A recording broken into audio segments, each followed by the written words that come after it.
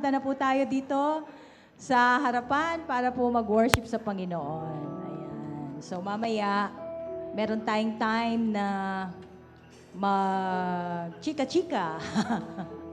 No, ayan po. Sige po.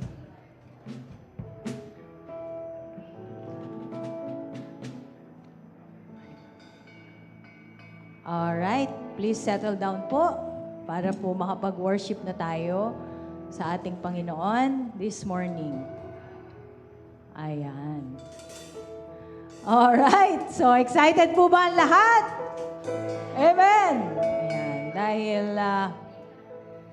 sabi po sa Psalms 102, worship the Lord with gladness. Come before Him with joyful songs. Ayan. So, yung iba po, akala po natin, yung pagka pupunta po tayo ng church ay it's an obligation. Pero hindi po. But instead, we are called to approach God's presence with joy, with a heart full of praise and thanksgiving. Kaya ngayong umagang ito, let us worship the Lord with a thankful heart. Kaya po, let us all rise as we have a word of prayer to our Lord. Ayan, tayo po tayong lahat at mag-worship po tayo sa ating Panginoon. So let us pray. Lord, we thank you once again for the opportunity to worship you in spirit and in truth. Be with us today, Lord. Samahan mo po, Panginoon, kami ng iyong banal na Espiritu. And may our offerings be pleasing in your sight. In the mighty name of Jesus we pray. Amen and amen. Aawit po tayo na mayroong kagalakan ngayong umagang ito. Hallelujah! Yes, Lord! Sing out, the Lord is near. Build Him a temple here, a palace of praise, a throne of thanksgiving, made for the King of Kings. Sing out a joyful song. His love goes on and on. When praises abound, His glory surrounds us, healing His temple here. Sing out, the Lord is here.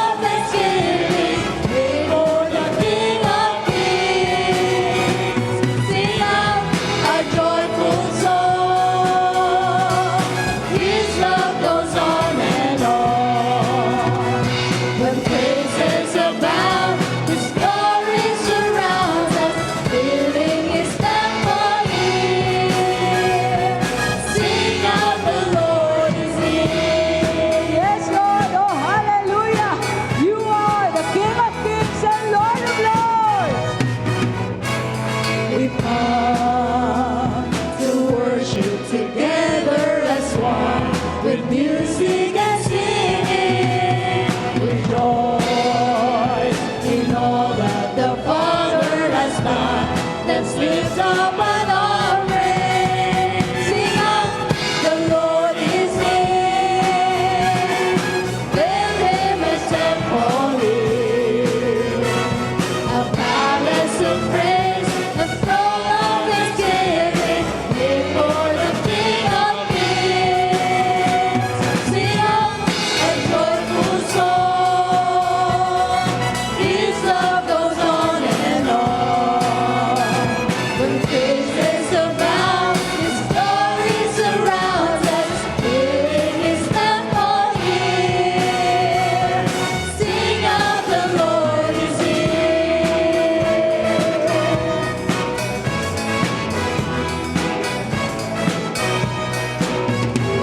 Sing out.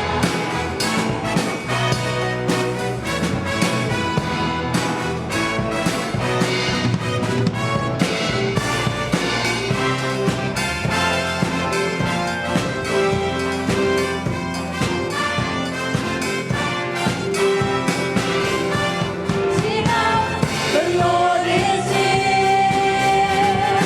Build him a temple here, a palace of praise, a throne of thanksgiving, made for the King of Kings. Sing out a joyful song. His love goes on and on. When praises abound, His glory surrounds us, filling His temple here. Filling His temple here. Filling His temple here. Sing out, the Lord is near.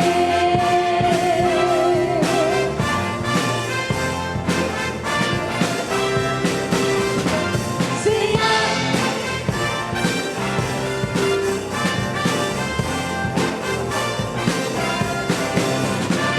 Sing out.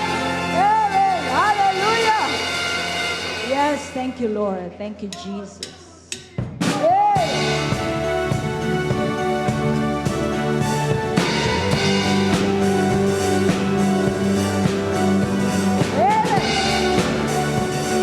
Thank you, Lord. Thank you for your amazing grace. Who breaks the power of sin and darkness? Whose love is mighty and so much stronger? The King of glory, the King above all kings. Who shakes the whole earth with holy thunder and leaves us breathless in awe and wonder? The King of glory, the King above all kings. This is amazing grace. This is unfailing love.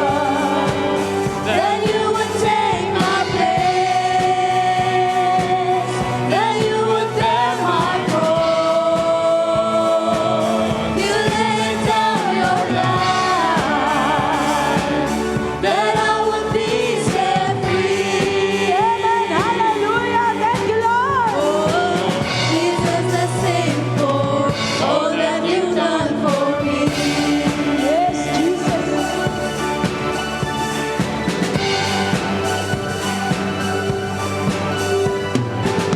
Who brings the chaos back into order?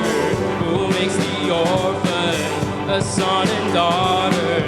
The King of glory, the King of glory, who rules the nations with truth and justice, just like the sun in all of its brilliance.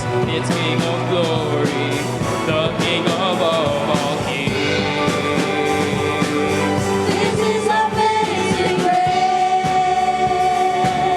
This is unfailing love. That you would take my place.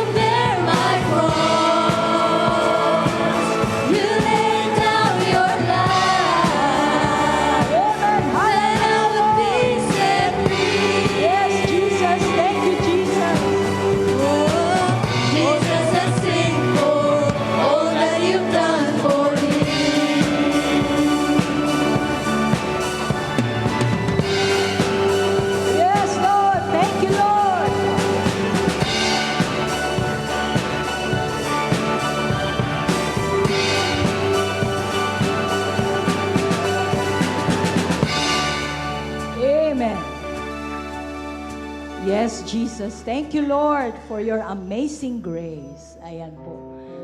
Our next song, it reminds us that the true leadership is modeled after Christ's own sacrifice. And it is through His example that we are empowered to lead others in love and humility. Amen. Thank you, Lord, for loving us. Kahit na minsan hindi kami karapat-dapat. And thank you, Lord, for saving us, Lord, from our sins. Yes, Jesus. Let us sing at the cross. Oh, hallelujah, Lord.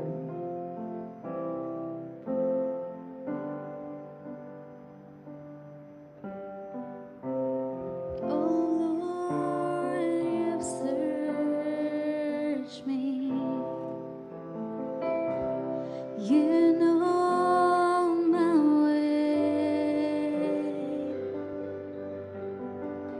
Even when I fail you, I know you love me.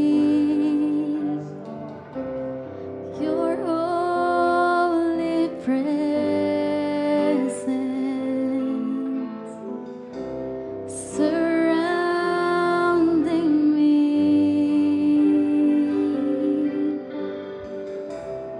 In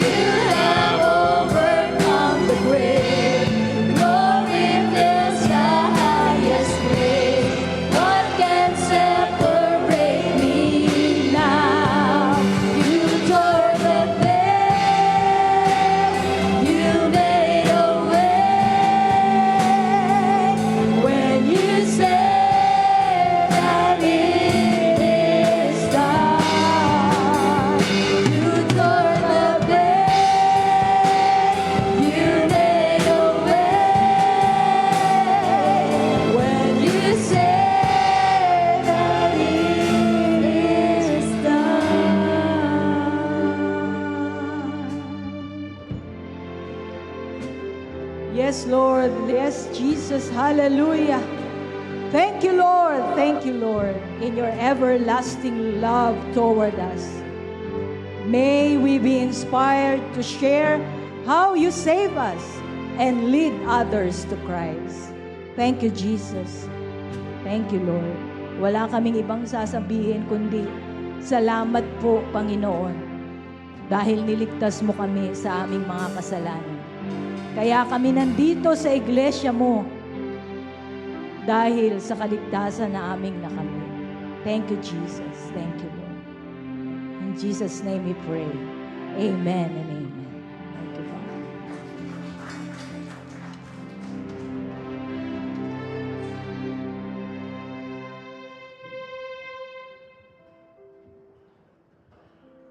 Okay, magandang gabi po. Magandang gabi. Magandang umaga.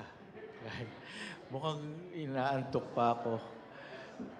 Good morning. Good morning, good morning. And today, we are here to worship the Lord. And ipatuloy po natin yung ating presensya ng pagsamba sa Panginoon. Let's put ourselves in the presence of God and let us worship Him continually through prayer. Let us pray. Our dear loving and most precious Heavenly Father, we thank you, Lord, for your great love for us. Truly, Lord, we are not worthy to receive such attention and love. Who are we, Lord? We are just your creation, Lord. There's a lot of great things that you have done, and we are just a small speck, napakaliit, in comparison to all the wondrous things that you have done. And yet, you have focused your love to us, for us, Lord, that we are in a time that we are yet sinners, O God. You have loved us, and you have given yourself to us. You became human. You came here on earth as a servant, and you have given your life to us to save us from all our sins. And Lord, we are so amazingly blessed with all the heavenly blessings when we have received and placed our faith in our Lord Jesus Christ. What great and amazing heavenly blessings that you have given us. We cannot imagine the glory that you have reserved for us, the eternal life that you have bestowed upon us. Oh Lord, who are we? And so, Lord, today we humble ourselves before you. We ask, oh God, that you will search our hearts and know all our thoughts. And if there be any wicked way in us, if there are unworthy things in our hearts, in our lives, oh Lord, we humble ourselves before you. Please forgive us our sins. Make us worthy to come before your presence, oh Lord. And I pray that you will touch us with your holy presence, with the power of the Holy Spirit, that you will speak to us in a mighty, powerful way through your word, oh God. And I pray, Father, that you will continue to develop in our church our love for one another, our love for other people, and our love for the unsaved, the lost people. Just like the reason why Jesus came here on earth, He came to seek and to save that which was lost. And so you have placed this love in our hearts, O God, to reach out to these people, O God, that you have died also for them. And so we must reach out to also let them hear about your great love for them, about your great sacrifice for them. And so, Lord, I pray that you will bless the message for today. I pray that you will enable us to listen and to understand what you are saying to us. Bless your people, O Lord. Bless your church. This is our prayer in Jesus' mighty name. Amen and amen. Good morning, everyone. Pwede bang sabihin mo sa katabi mo, you look amazing today. Amen. All right. And today ay natutuwa po tayo sapagkat we were given this opportunity to worship our God and in spirit and in truth. And so today we would like to welcome everyone. Do we have first-time visitors today? Meron po ba na narito for the first time? First time? Brother, are you first time? Pangalawa na. Welcome back. Welcome back. And so today, we need to express our love for one another. We are not just here to sit and then we go home. We have to express our love for one another by welcoming one another just like the Lord Jesus Christ has welcomed us. So I want you to smile and I want you to get up and I want you to shake hands all around you and to say, I welcome and I love you with the love of the Lord. Let's do that and let's sing this welcome song together. To the family, we're glad that you have come to share your life with us as we grow in love. And may we always be true, but God would have us be a family always there to be strong and to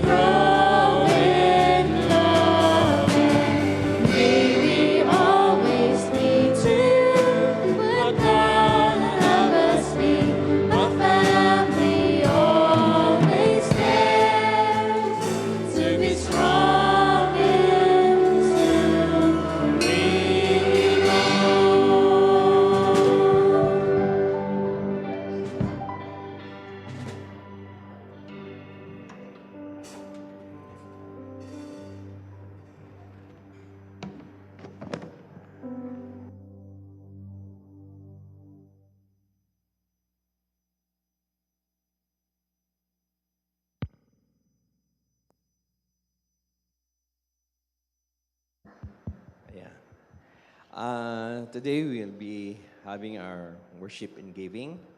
In our offering today, let's be reminded of God's word in 2 Corinthians 9:6-8.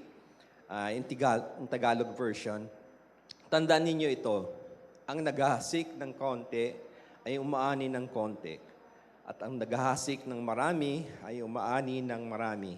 Ang bawat isa sa inyo ay magbibigay ng ayon sa sariling kapasyahan, nang walang pag-atubili, at hindi sa pilitan, dahil mahal ng Diyos ang mga nagbibigay ng may kagalakan.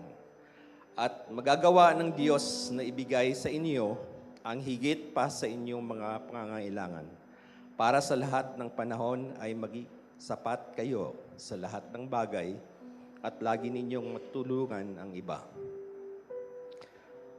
Your faithfulness in giving is an act of worship, and it is a result in thanksgiving to God. It's all about your heart and mine.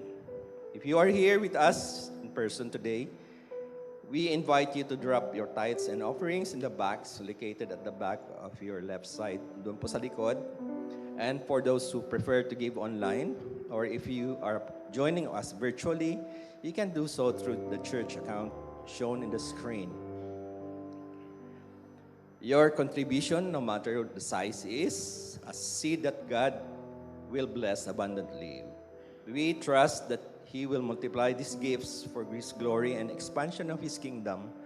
So let us give with hearts full of joy and gratitude, knowing that God is the source of all that we have and the one who blesses us so we can be a blessing to others. Let us pray. Heavenly Father, we come before you with awe, Lord, of your grace and love. It is your privilege and honor to offer ourselves as living sacrifice, pleasing and acceptable to your sight. As we give, help us to remember that it is not merely an obligation but a joy that comes from a heart so generously for your kingdom. Let our giving flow from hearts filled with gratitude, not reluctance, knowing that you love a cheerful giver. Thank you, Lord, for the privilege partnering with you in every good work. We trust that you will provide for us abundantly in all things so that we may serve you fully and faithfully. May our lives be a reflection of your generosity, and may we use that to glorify your name. In Jesus' precious name, amen.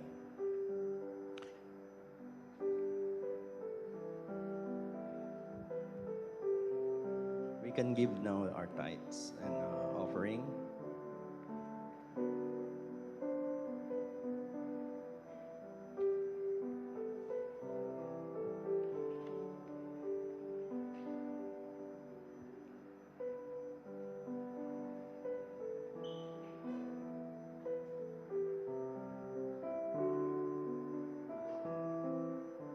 As a preparation for our this month, first week of the month, may I request some of you may distribute the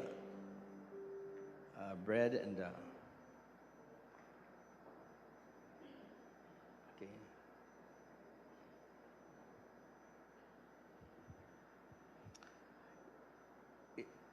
As it's the first Sunday of the month, and every first Sunday we celebrate the Lord's Supper. Let us take our bread and cup. May the elements be distributed now as they are distributing it right now.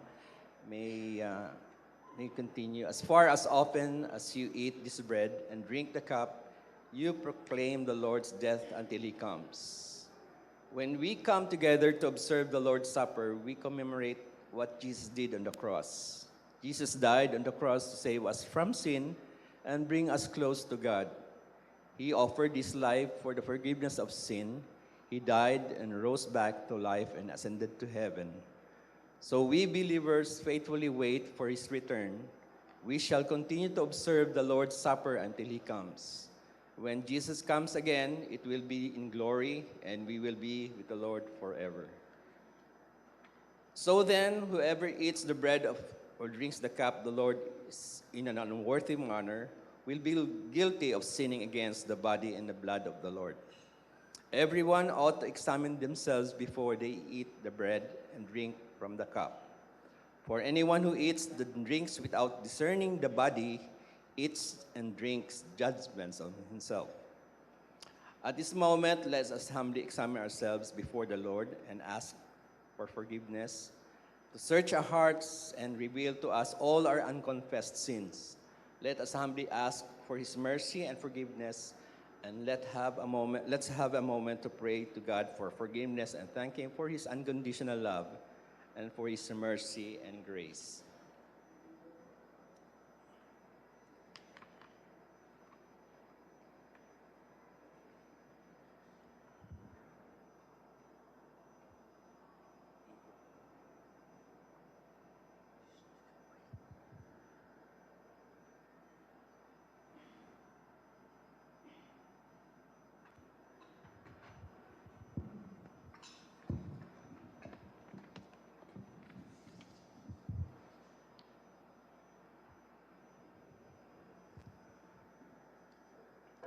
Let's pray. Heavenly Father, we humbly come to your throne of grace and ask for forgiveness for the things we did, those things that does glorify you in your sight, and we have failed to do. Search our hearts today, Lord. Reveal all things that separate us from you. For your separate us from your loving grace and mercy, that we may lay down all our at your feet. And we thank you for your faithfulness, Lord. For when we ask for your mercy, you are willing to forgive. Amen. In 1 Corinthians 11:23 to 24, for I received from the Lord what I also delivered to you, that the Lord Jesus on the night when he was betrayed took bread, and when he had given thanks, he broke it and said, "This is my body, which is for you. Do this in remembrance of me." Let us lift the bread and say, "Thank you, Lord, for your body that was broken for me." Let us eat together.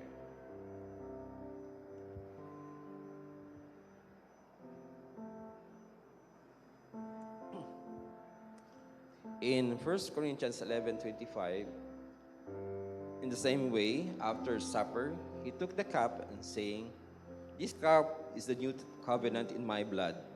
Do this whenever you drink it in remembrance of me." Let us lift the cup and say, "Thank you, Jesus, for your blood that was shed for me for cleansing of my sin." Let us drink the cup.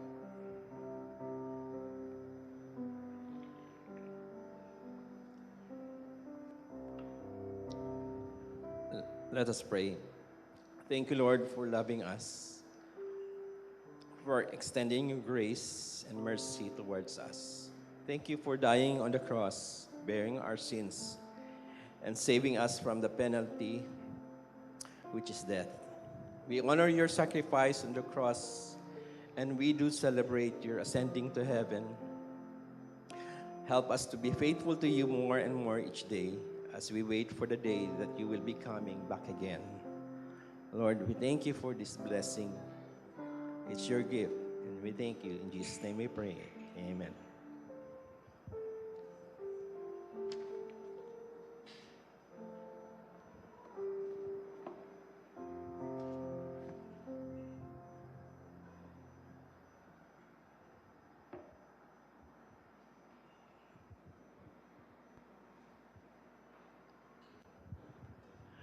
Okay, good morning, everyone. Welcome to Solace of Christ. And here we are, family. And today, we are now on our 10th sermon. Wow. This sermon series, Unleashed, will run up to 11th sermon. So that means we are now on the second to the last sermon of this sermon series. And this is based on the book of 1 Peter. You know, we are doing a book-by-book study, you know, chapter by chapter, verse by verse. And I do believe that this is the best way for us to study the Bible, the scriptures, because we understand who is the writer, when was this written, who was this written to, and what is the purpose, what is the reason why it was written. So we can understand the Bible more when we study it. And we call this expository preaching of the Word of God. And today our sermon is entitled, Lead Like Jesus. Okay, can you repeat that with me again? Lead like Jesus. So this is based on 1 Peter chapter 5, verses 1 to 4. And I want us to read with me this passage in 1 Peter chapter 5, verses 1 to 4. May I request you to please stand, please? And let's read this all together, starting from verse 1. Ready? Begin. So I exhort the elders among you, as a fellow elder and a witness of the sufferings of Christ, as well as a partaker in the glory that is going to be revealed.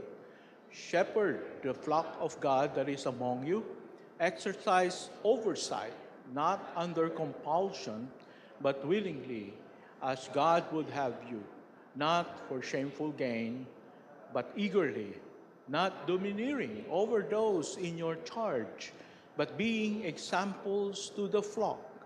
And when the chief shepherd appears, you will receive the unfading crown of glory. Let's pray. Heavenly Father, we thank you, Lord, for this passage that we're about to study. We ask that the Holy Spirit will unleash the message and the intention of this passage, and that we'll understand it and will apply it in our everyday life, especially in the leadership of this church. We praise you, we honor you in Jesus' mighty name. Amen and amen. Please be seated. Thank you so much. And, Apostle Peter wrote this letter to the exiled Christians in Turkey. So this is the reason why it was written. And they were experiencing persecutions and sufferings, because they were Christians. Sila po ay pinahihirapan, sila ay unwelcome because they were Christians. And sometimes we experience that as well, in our community, maybe in your school. And in spite of this, Apostle Peter talked to them about their church involvement. So, ano po ang makikita po natin dito? That in spite of the sufferings that you may be experiencing right now, or you have a deep problem in your family, it says here that no matter what persecution or suffering you're experiencing, you must continue to serve the Lord, no matter what. You must continue going to church, and you must continue doing your ministry. It should not stop you when you have problems, when you have difficulties. Oh, I will stop now because I still have to nurse myself back so that I can be ready again to serve the Lord. No. Whatever your situation is, you continue on. You continue on serving the Lord. Whatever is the problem that you are experiencing in your life, you continue coming to church. You continue serving the Lord. So this is the focus of this message from the Apostle Peter. And here we can see that Peter addressed the leaders of the church in exile. So makita natin, meron siyang binanggit na leaders dito, So, and we call them the elders. Everybody say elders. Yeah, tingnan mo nga yung katabi mo. Mukha ba siyang elder? Ayan. Elderly. Okay. So, there was this funny story about church elders. So, in heaven, the Apostle Peter was guarding the heaven's gate. Nandun siya. Naghihintay siya ng papanaw dito sa lupa. And then, at siya yung mag-open ng gates of heaven kung makakapasok yung mga dadating. So, there was this elder, church elder, not from this church. So, dumating siya, and ang sabi ni Peter sa kanya, well, before you enter, you have to spell a word. Okay, so what is the word? And Peter said, you have to spell loud. Wow, okay. L-O-V-E. Oh, correct. Now, you can enter heaven. But, can I request something from you? Oh, yes, of course. You can request something from me. And Peter said, kasi I will take a break muna sana. So can you please guard the gates of heaven and mag-intay ka ng papasok? Oh, sure. I will do that. Okay, so nag-break muna si Apostle Peter. And then, tama-tama, merong paparating. At nakilala niya itong paparating na ito. Uy, kilala ko to Ito rin ay isang church elder from our church. Kaya lang, hindi kami magkasundo nitong church elder na ito. So dumating yung Uy, anong ginagawa mo dito? Bakit ka lang dito? At ang sabi nung elder, well, alam mo, nung mabalitaan ko na namatay ka, sa sobrang tuwa ko, inatake ako sa puso. Kaya andito rin ako. Grabe ka naman. So, pero bago ka pumasok, you need to spell a word. Okay, what is the word? Okay, you need to spell Massachusetts. And alam natin kung saan napunta yung elder. Hindi sila nagkasama. Okay. But I hope and pray that our elders are not like that. But, joke lang po yun Wag nating siseryosohin. Baka mamaya sa inyo, mag-aral na kayo ng spelling Wala pong ganun sa langit. Joke lang po yun. So, right now, we're going to talk about what Apostle Peter exhorted the elders in persecution. So 3 exhortations or encouragement that Peter gave the leaders of the church. So dito po sa program natin, we can see the outline and meron pong blanks dyan. You can find the answers here in our PowerPoint. Okay, let's start with the first one. What is the first exhortation or encouragement that Peter gave the leaders of the church? The first is, it is a great honor to lead and serve for God.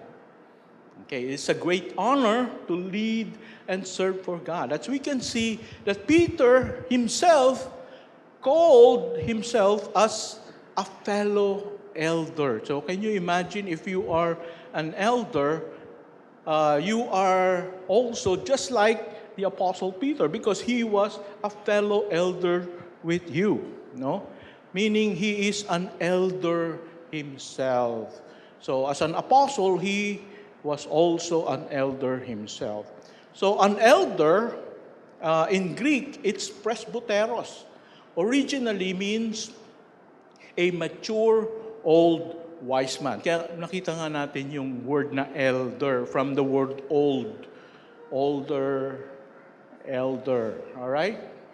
But as the language progresses through the years, the focus is no longer on the age, but more on the wisdom and experience on the aspect of leadership that he provides in the church. Okay, so wag po niyong aakalain na yung mga elders po natin ay mga uugod-ugod na. Wala po tayong mga elders na gano'n. So it's more on the wisdom that they have. It's more on the experience that they have that they are leading our church. So although primarily this is for the official elders of our church, but in application, okay, mga kapatid, in application, we can apply this exhortation to all the leaders in the church. Whether you are an elder, or whether you are a deacon, or a deaconess, or you are a ministry leader, a family circle leader, a Sunday school teacher. And not only that, if you are a father or a mother and you are leading your family, you can apply this also to your family. If you are working in an office and you are a department head or you are leading some people, you can also apply these principles in your leadership.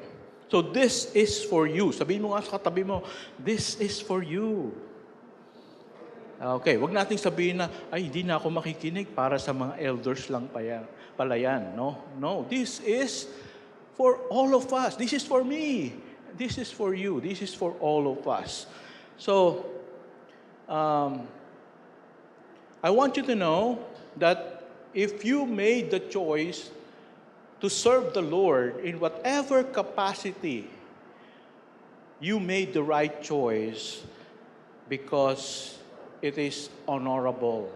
Sabi nga, whoever desires the office or the work of an elder chooses is an honorable thing, no? So, kapag daw tayo, meron tayong desire to serve the Lord in whatever capacity, that is an honorable thing. Okay? So, meron ba kayong desire to serve the Lord? That is an honorable thing. You are very privileged. And another verse in John chapter 12, verse 26, sabi ni Jesus, no? Can we read that? It says, if anyone serves me, he must follow me. And where I am, there will my servant be also. If anyone serves me, the Father will honor him. Wow. So if you have this desire to serve the Lord in whatever capacity, the Lord or the Father will honor you. Do you want to be honored by God? Okay. But if you don't serve the Lord, how can the Father honor you? All right? So, if you are not serving the Lord right now, maybe you can consider serving the Lord because it's a great honor to be honored by our God. So, if you have been a Christian for many years, but you are not serving the Lord in any way, you are missing a lot. It's about time for you to find a way to serve the Lord. Now, the next thing that we can notice here was we need, as leaders serving the Lord, we need regular exhortation from God's Word. So, it says here that Peter said, so I exhort the elders among you. No? So, Apostle Peter knew that elders or anyone who are serving the Lord needs exhortation through the preaching of the Word of God. So, ano ba yung exhortation? Exhortation is parakalo. Everybody say parakalo. Again, this is Greek, no? And it means to call someone alongside to encourage, comfort, and challenge that person to do what is right. So exhortation is calling someone, come here, and I want to encourage you, I want to comfort you, and I want to challenge you to do what God says. Halika dito, mag-usap tayo. Gusto ko itang palakasin ang iyong pananampalataya at gusto kong sumunod ka sa gustong ipagawa sa iyo ng Panginoon. So exhortation is also preaching of the Word of God. This is actually the job of the pastor Sunday after Sunday to call you and get your undivided attention so that you will be encouraged, so that you will be comforted and do what God wants us to do. So that's the reason why we have preaching here. Hindi lang ito para magkaroon lang tayo ng part of the program, well, the pastor will stand and then talk something about the Word of God. No, this is an important part of what we do as a church. We are to be exhorted. Kailangan po nating mapalakas. Kailangan po nating ma-comfort. Di ba? Sa pang-araw-araw na buhay natin, marami tayong pinagdadaanan na yung iba sa atin, baka hindi natin kayanin, baka yung iba, namamali tayo ng landas. So we need someone to teach us the Word of God and to tell us, this is what the Lord told us that we must do. So, if you're here Sunday after Sunday, you have to desire, Lord, what is your message for me today? All right? We need exhortation. This is a regular spiritual diet of the Word of God to strengthen our faith, which you need to serve God and people. Kailangan natin na mapalakas as we serve God and people. So sabi nga sa Matthew chapter 4 verse 4, no? Man shall not live by bread alone, but by every word that comes from the mouth of God. And the word that comes from the mouth of God, this is what we see in the Word of God. So, ito ay spiritual diet natin. No? So, marami tayong klase ng diet.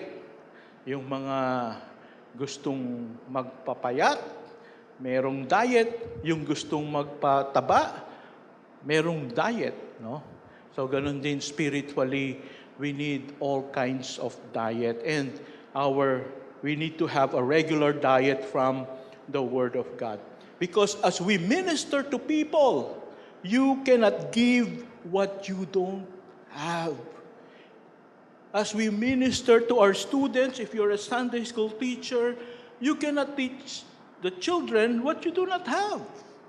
So in order for you to teach something worthwhile, something good, something excellent to your students or to your family circle members, you need to study the Word of God. So, when we serve, you give of yourself, but the more you give of yourself, your spiritual energy gets depleted. No? So kapag tayo daw ay bigay ng bigay, no? Nauubusan tayo ng energy, nauubusan tayo ng spiritual energy. So we need constant exposure and constant diet of the Word of God to strengthen us. If your cup is empty, you can't give anymore. You have to replenish yourself by the Word of God. Kailangan natin ng a regular intake of the Word of God. That is why we must commit to be at church Sunday after Sunday. And we need to have our own regular small group Bible study with our family circle. Meron na ba tayong family circle? Ha? Or kung meron na pastor, pero uma-attend ka ba naman ng family circle mo? No? Dapat, aside from listening to the message Sunday after Sunday, you also attend your family circle. And every day of your life, you need to open your Bible and have your personal devotion. Okay? So that you will be healthy. So that's the reason behind why Apostle Peter exhorted the elders, because we cannot give what we don't have. All right? Second, we need the right motivation in our service. And as Peter said, as a fellow elder and a witness of the sufferings of Christ, as well as a partaker in the glory that is going to be revealed. So parang sinasabi ni Paul dito, alam nyo, the reason why I'm serving the Lord, because I'm a living witness of the sufferings of the Lord Jesus Christ. Apostle Peter was a witness how Jesus suffered and died. Merong epekto sa kanyang sarili, sa kanyang calling. Yung nakita niya mismo ang Panginoong Yesus na nabuhay at siya ay pinersecute, siya ay inaresto, siya ay pinahirapan, at siya ay pinako sa krus. At after 3 days, He rose up again. And because of that, Peter decided in his life, this is worth giving my life to.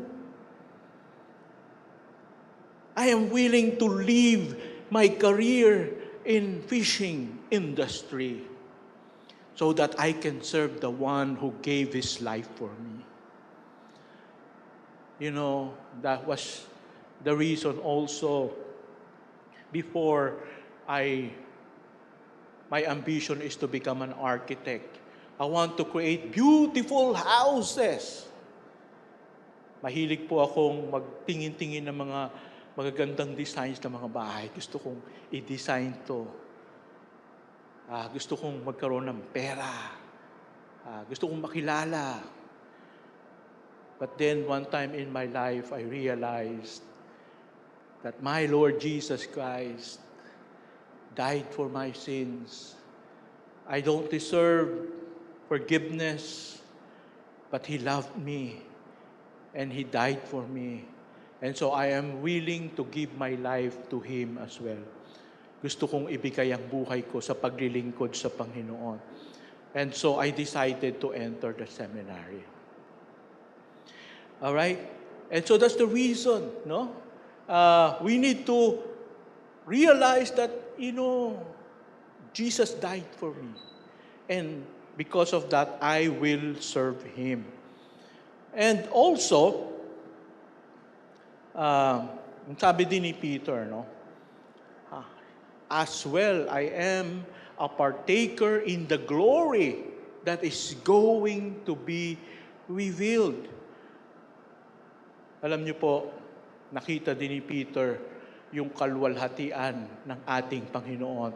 When you remember the story when Jesus brought Peter, James, and John, and Jesus brought them to the mountain, and Jesus transformed into a glorious, shining body in front of them. And then Moses and Elijah came. They were so astonished that, wow, Jesus is talking to Moses. He's the hero of the Hebrew people. And Jesus was also talking to Elijah, Prophet Elijah, a very miraculous prophet. And they saw the glory. Now, they cannot forget that. And how much more glorious will be the glory that God will give Peter, and God will give everyone who will serve the Lord. So, dito po sa lupa, when we serve the Lord, walang glory. No? In fact, God wants us to be humble. We ought not to receive glory from people. But in heaven, God will give you the glory. God will give something that you really can never imagine. You can never imagine the glory that is waiting for you in heaven. And so, it's time for us to consider serving the Lord because of what Jesus did for you and for me, and because of what is waiting for us in heaven. Okay? Kung dito man walang pumapansin sa'yo, sa heaven, you will be made known to all people because of what you did for the Lord. So next, second exhortation of Peter to the elders and to all who serve the Lord is, we are to lead humbly and excellently. We are to lead humbly and excellently. So this is not just for elders, this is not just for pastors, this is for those who work in their offices. We are to lead humbly and excellently. First, we help people to grow and become productive in the ministry. No? Sabi nga ni Peter dito, ang sabi niya, shepherd the flock of God that is among you, exercising oversight. So Apostle Peter said to the elders, shepherd the flock of God that is among you.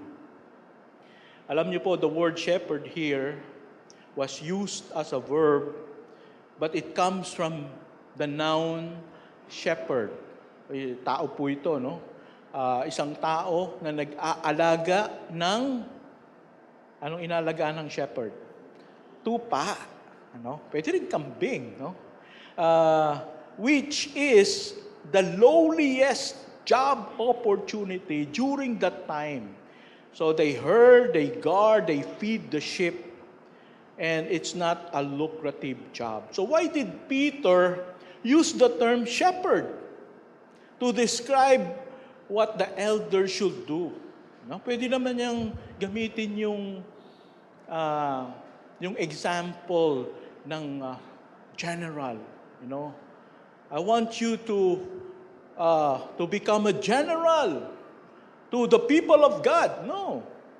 Or I want you to become like an engineer or to become like a king. No. Peter used the word shepherd. Why is that? Bakit kaya ginamit ni Peter yung word na shepherd? Because he wants to emphasize that leaders in the church should lead with humility and not with pride or lording it over among members of the church. So yung mga youth dito, yung mga young professionals dito, someday in the near future, you will become one of our elders. Yeah. I want you to look around sa mga young people natin dito. 10 years from now, they will become the elders, the deaconess, the deacons of our church.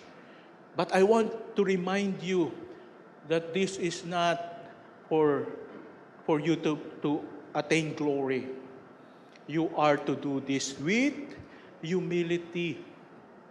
Okay? We are not to flaunt our positions because we are lowly servant, just like our Lord Jesus Christ. Jesus said himself that he was the good shepherd. Sinabi niya, ako ang mabuting pastol.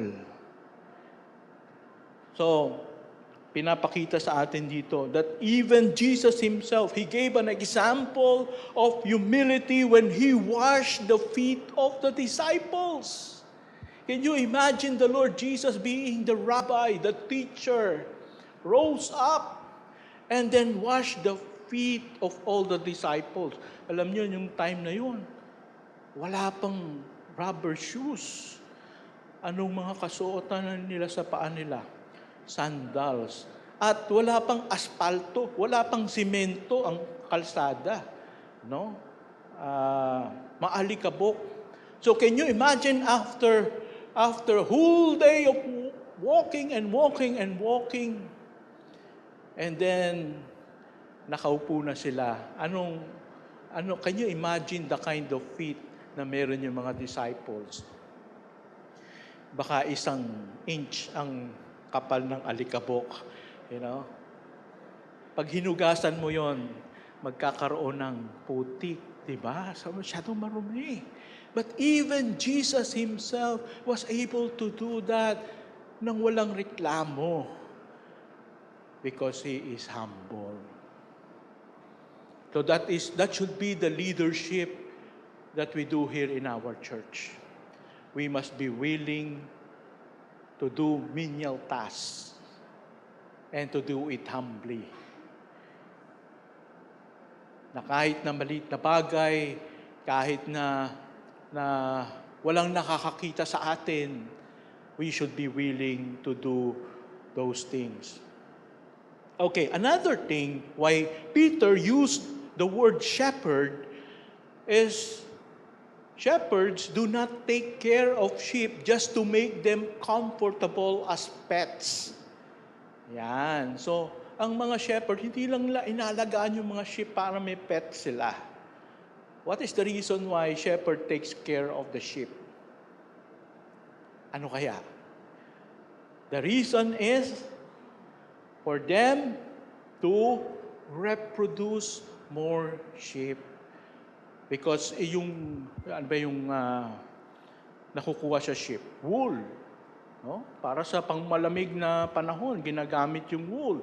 And also, they eat the sheep. So, yung meat. So, it's also a business venture, no, for the owners of the sheep. So, ibig sabihin, in spiritual sense, that these leaders, or we leaders, we help our sheep in the church to be fed spiritually so that they can produce more godly people by sharing the gospel to others and discipling them.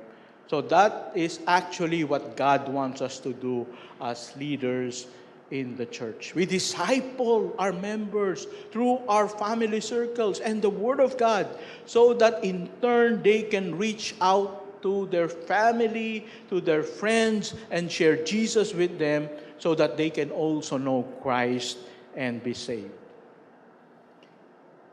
So that is what we do as shepherd. Okay? We teach people so that they can multiply themselves.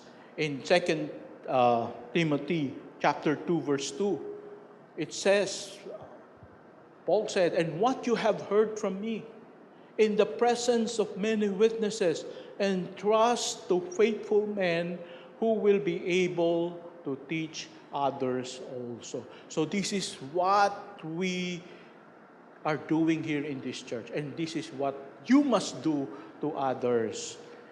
The reason why I'm teaching you, the reason why I am sharing with you what God's Word says, so that you can transfer it to other people, so that you can teach it to others as well. Okay?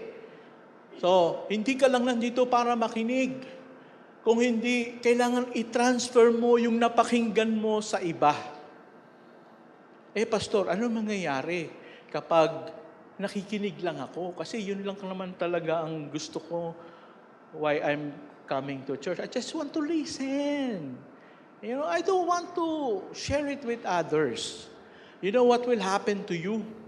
You will be like the Dead Sea. Sino sa inyo yung nakakalam kung ano yung Dead Sea?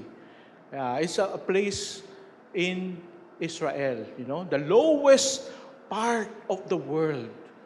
Nasa sobrang baba niya, all the waters just flow into it, but does not go out. And because of that, pasok ng pasok yung water, hindi siya nagbibigay, yung tubig nagiging sobrang salty. At yung tubig, parang hindi na tubig. Parang gelatin na. So sobrang, anong tawag doon? Malapot. So sobrang lapot. So that means, because of that, no fish can live in the Dead Sea. Kaya tinawag siyang Dead Sea. Kaya tayo pala, kapag we just receive, but we don't share with others what we have learned, you will become a dead Christian. Do you want to be a dead Christian? Walang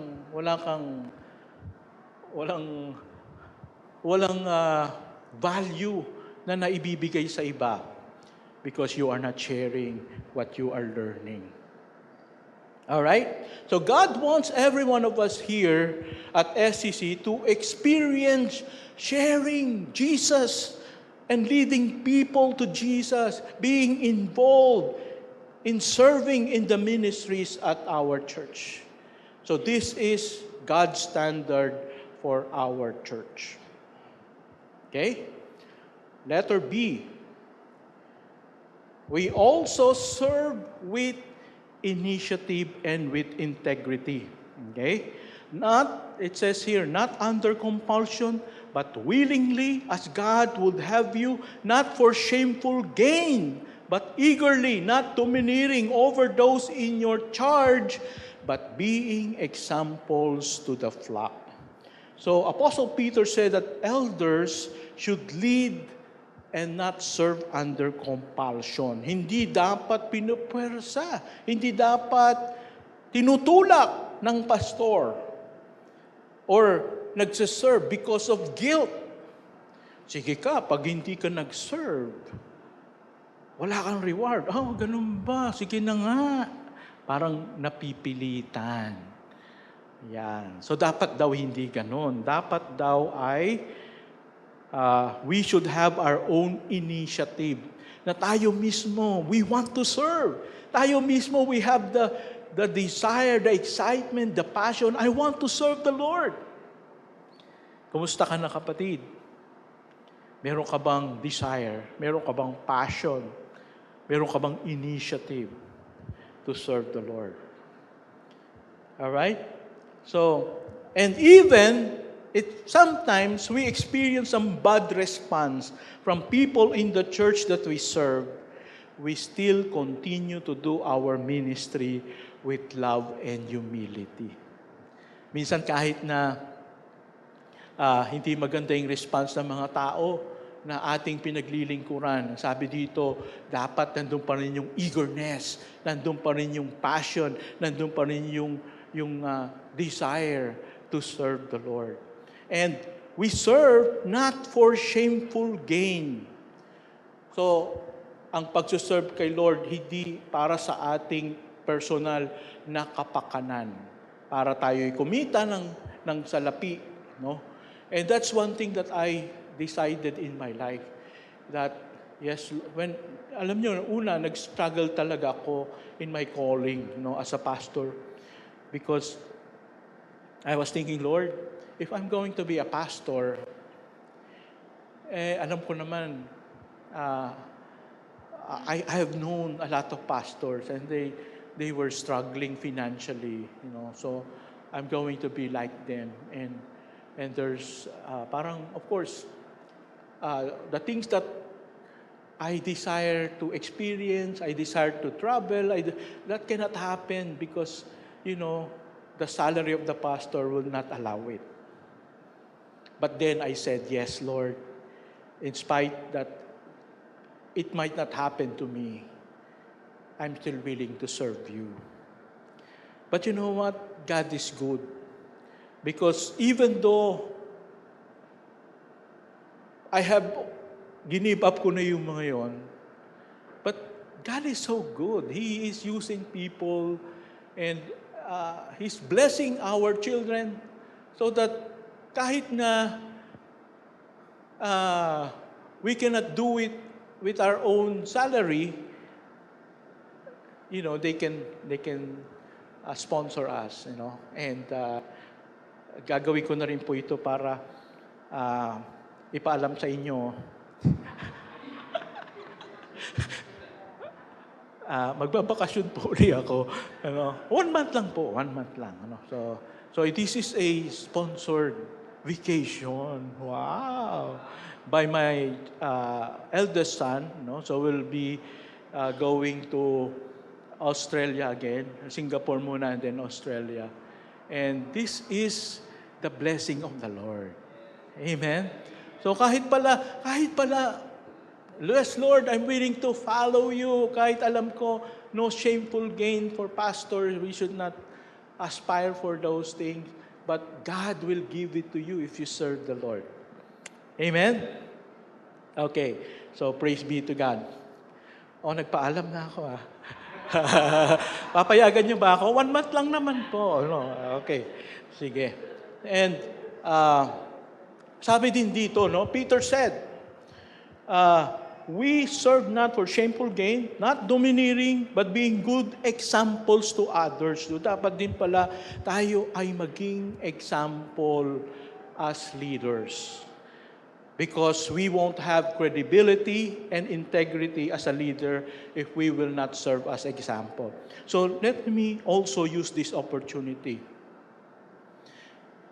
If in case or in some times that I am not a good example to you as your pastor, I am sorry. And I want you to know that God is still working in my life. And God continues to transform me. God continues to teach me. And I know that there's a lot of things that God is teaching me. Okay? So kung I offended you in some ways, pasensya na po. Patawarin nyo na lang po ako at maging mapagpasensya po kayo sa akin. Okay po ba yun? Okay, thank you so much. So, last part, no? Number 3. We are accountable to the Lord Jesus for our service. So, hindi lang pala tayo mag-serve kahit ano na lang. Kahit ano lang yung gawin natin. Why? Because the time will come that we will give an account to the Lord of everything that we have done for Him. So, whatever we do today in the ministry that is assigned to us, it has great eternal consequences in the future. And we must be serious and we must be excellent in everything that we do.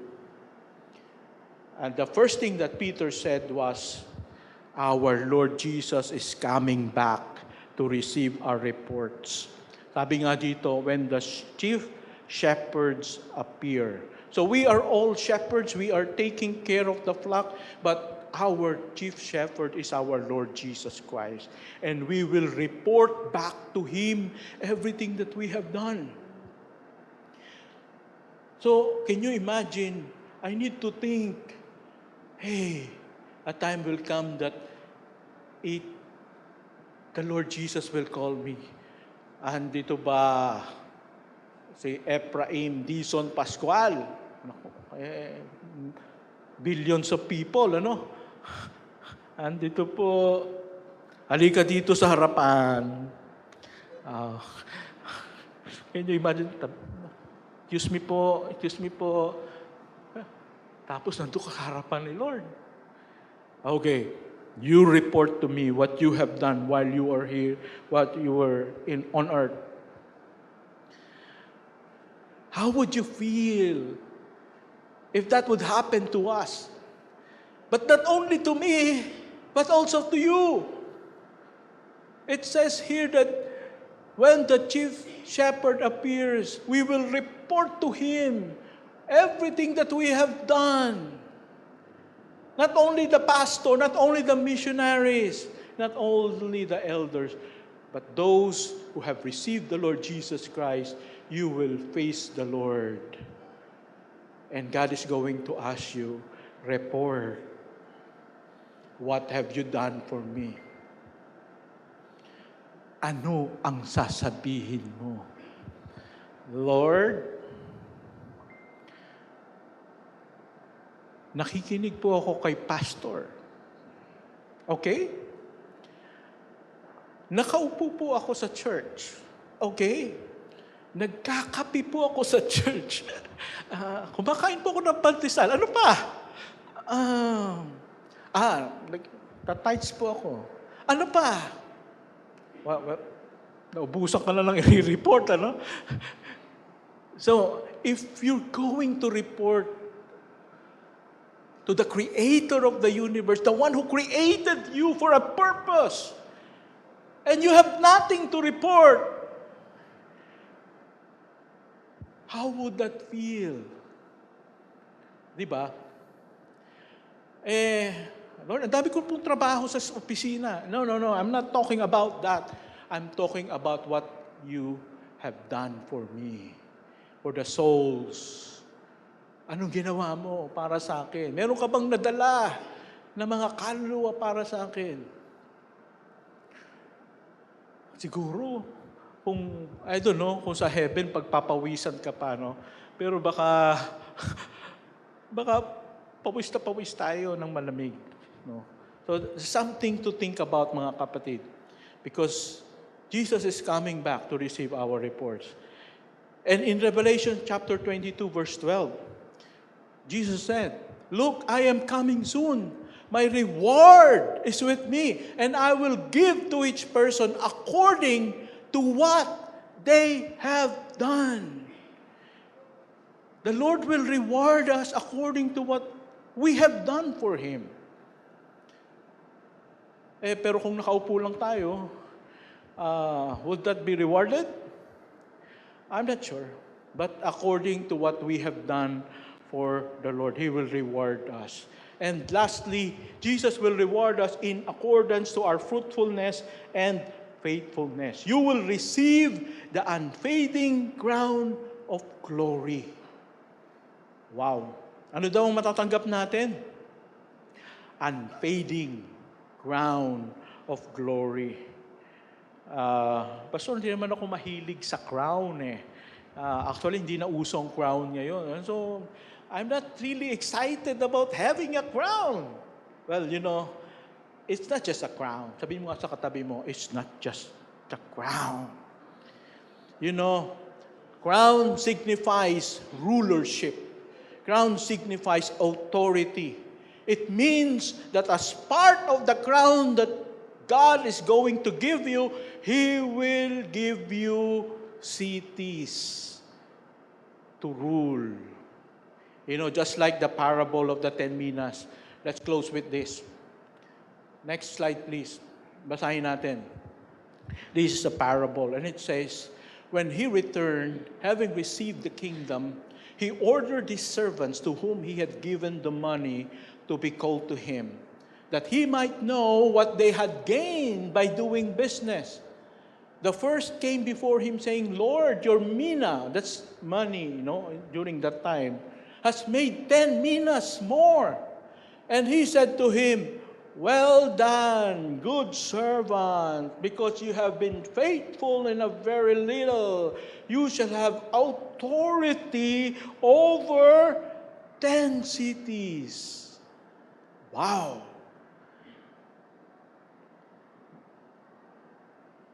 That means the crown that the Lord is going to give you, that means rulership. You're going to rule over cities. Kaya, kapag tayo matapat, kapag tayo mabunga sa paglilingkod sa Panginoon, tayo ay magiging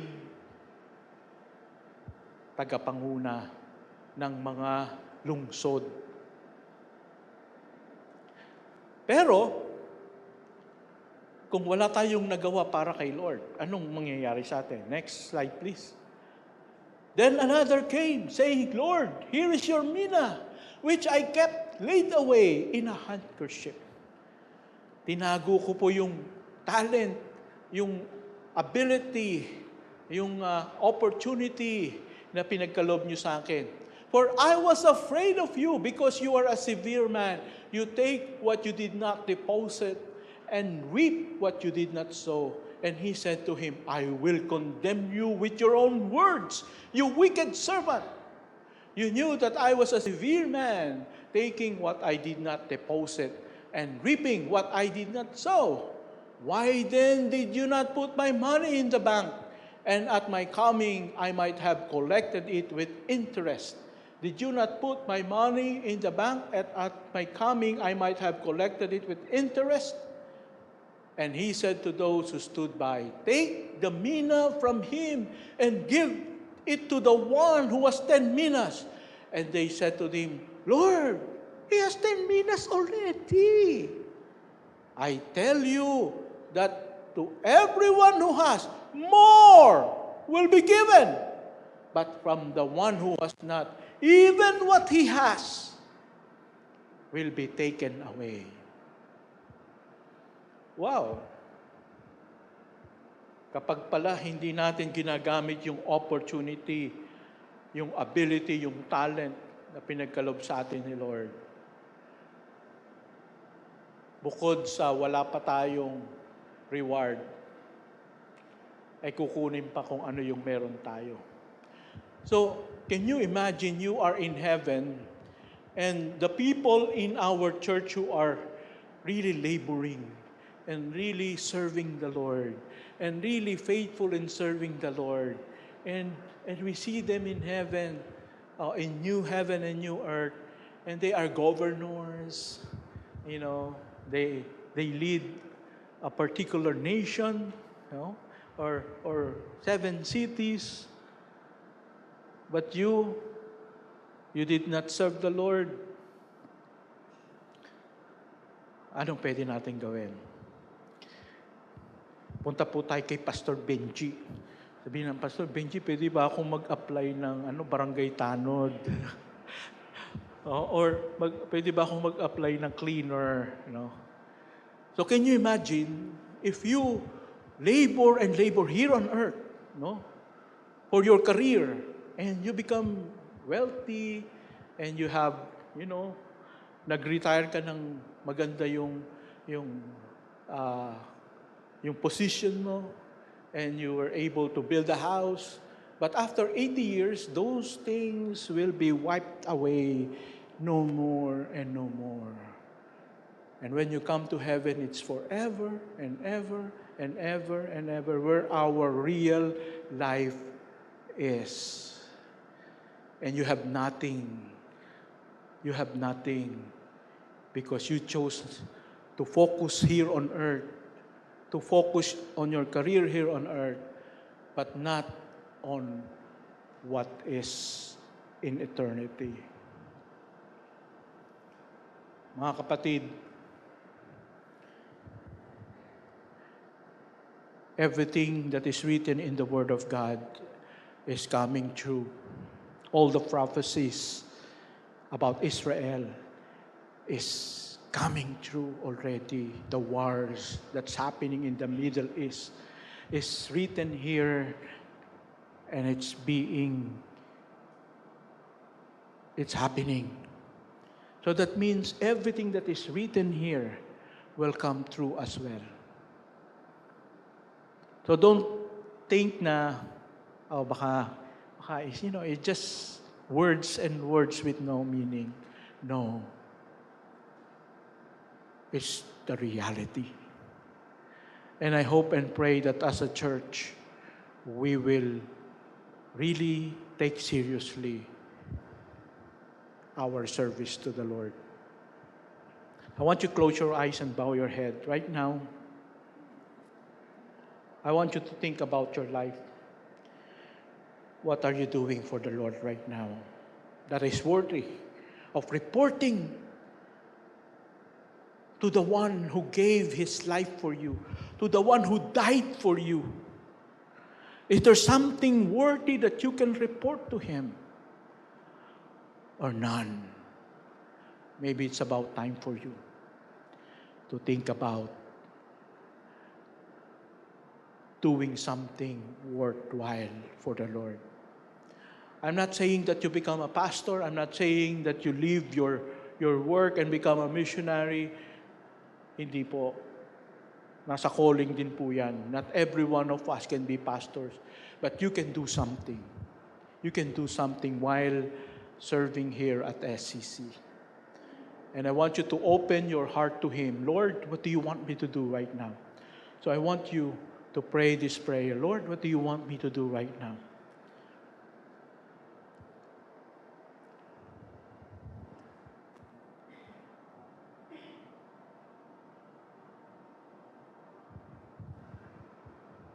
Father God, I thank you for your word.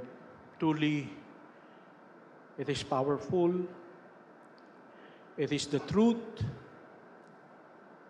And we know that someday you're going to make us accountable to the truth that we have heard, what we have done with the truth that we have heard.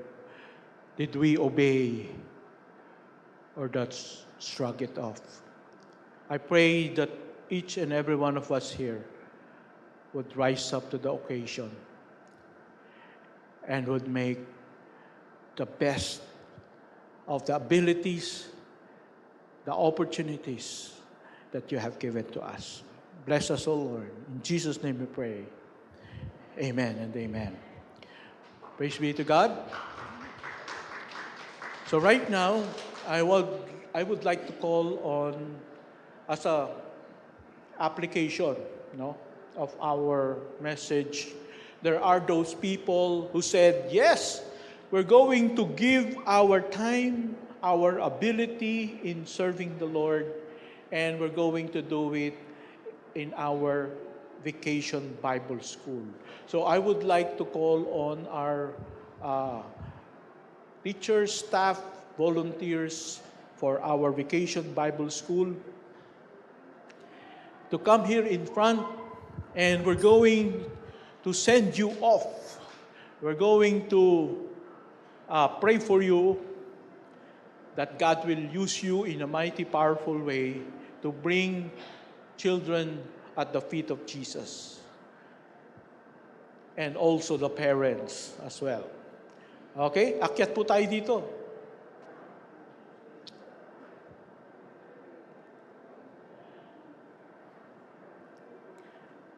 And also, we would like to thank those who donated, for the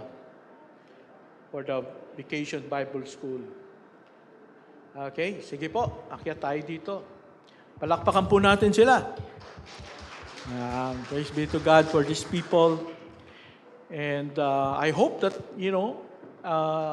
next year, if you would like to join them,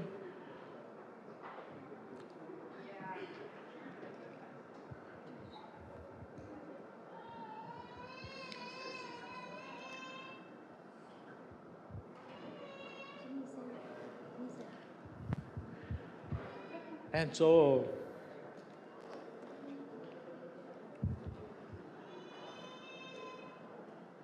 okay, so we're going to call on Pastor Benji Miranda to pray and for the send-off of our volunteers, Vacation Bible School volunteers.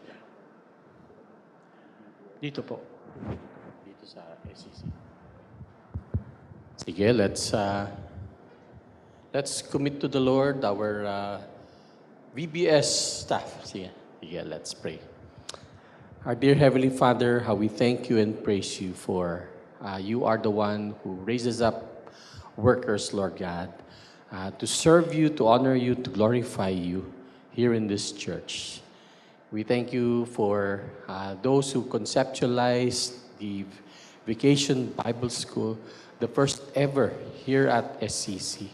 We know, Lord, that you will use this VBS to proclaim your word so that more and more people will come to that saving knowledge of Christ. We do pray, Lord, for all the preparations, all the necessary details, Lord God. Take care of all these things.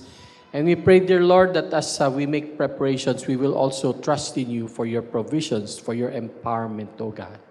Lord, as they go and begin this Vacation Bible School, we pray that little children and even the parents will get to know Jesus as Savior and Lord. We pray, dear Father, that as we start off our children in the way that they should go, you will help even the parents to raise them up so that they will become godly children. And the parents as well, that they too will place their trust and confidence in you alone, Heavenly Father. We thank you for how you will provide for everything for this VBS. We commit to you these teachers and staff members that they will do their respective tasks to glorify you and honor you. We pray this in Jesus' name. Amen and amen. Palakpakan sila. Thank you po, Pastor Benj. Okay, let's have a picture taken.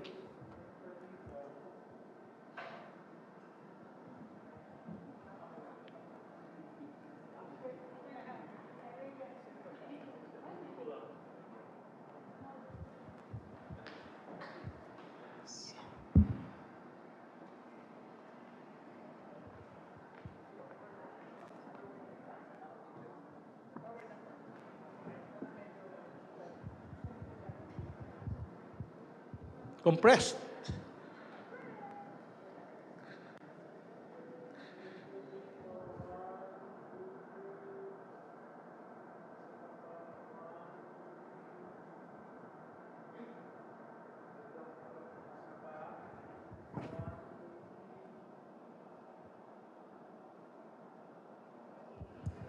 Okay, palakpakan po natin ang Panginoon. Thank you, Lord, for these people. God bless you. And for the last part of our announcement, we'll have our birthday celebrants. Okay? Nandito ba si Elder Jason? No, Elder Jason, ha? Ikaw, ha? Nagse-celebrate kang mag-isa dyan, ha? Okay. So, ito yung mga birthday celebrants natin. Si Elder Jason, si Architect Melvin, si Dexter Luis Sumingit. Nandito ba siya? Anak ni ano? Okay. Leo, Brother Leo. Yan. Birthday ka pala, ha? Okay.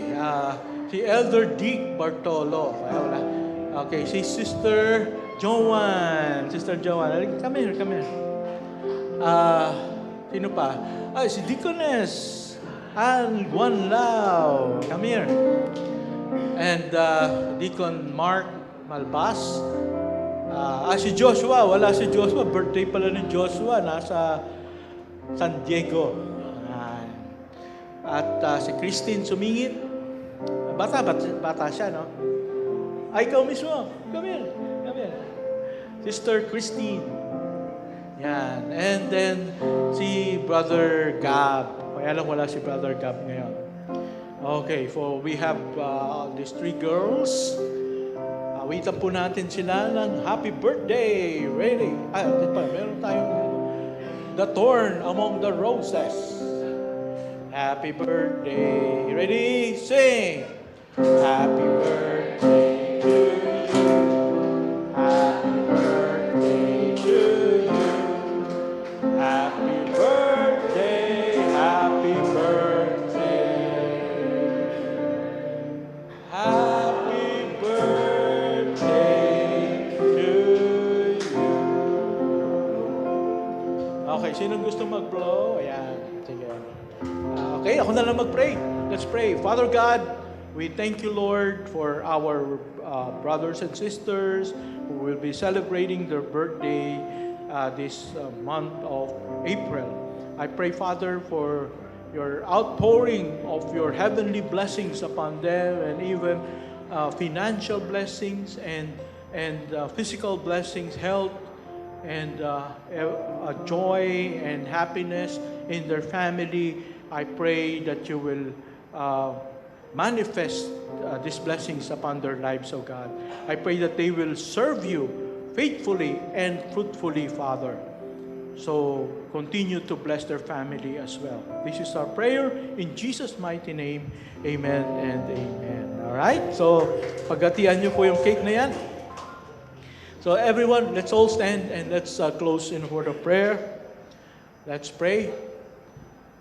Father God, thank you, Lord, for this morning. Thank you, Lord, for everything that you have taught us from 1 Peter chapter 5, verse 1 to 4 about serving you.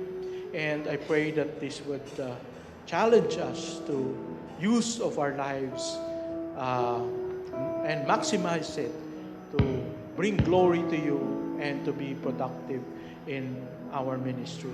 May the love of the Father, the grace of the Lord Jesus, and the fellowship of the Holy Spirit be with you all. Amen and amen.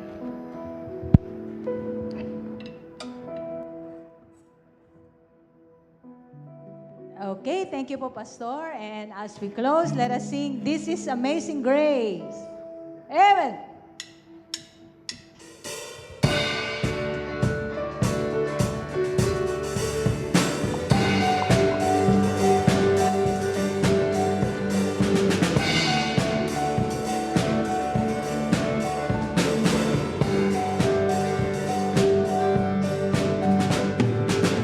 Who breaks the power of sin and darkness? Whose love is mighty and so much stronger?